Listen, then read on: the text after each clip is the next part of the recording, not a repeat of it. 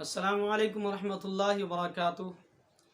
पानी की टंकी जो आम तौर पर घरों के अंदर इस्तेमाल की जाती है, अगर उसके अंदर कोई नजासत गिर जाए या कोई चूहा या कोई जानवर गिरकर मर जाए तो उसके पाक करने का क्या तरीक़ा है।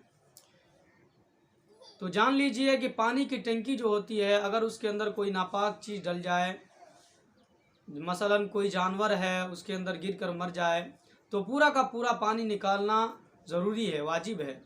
तो उसका सही तरीक़ा यह है कि पहले उसके पानी को निकाल दिया जाए और जो नापाकी उसके अंदर डली हुई है, अगर वो ज़ाहिरी नापाकी है, दिखने वाली है, तो उसको पहले निकाल कर फेंक दिया जाए और उसके तमाम पानी को खाली कर दिया जाए और उसके बाद ऊपर से मोटर चला दिया जाए ताकि ऊपर से पानी आए और नीचे से तमाम नलों को खोल दिया जाए ताकि ये माए जारी के हुक्म हो जाए कि एक तरफ से आए पानी और दूसरी तरफ से निकल जाए। तो इस तरह पानी की टंकी पाक हो जाएगी। लेकिन एहतियात जो फ़ुक़हा ने लिखा है, अगर पानी की टंकी 500 लीटर की है तो उसे 3 गुना ज़्यादा पानी बहा देने से वो पाक हो जाएगा। ये एहतियात का पहलू है।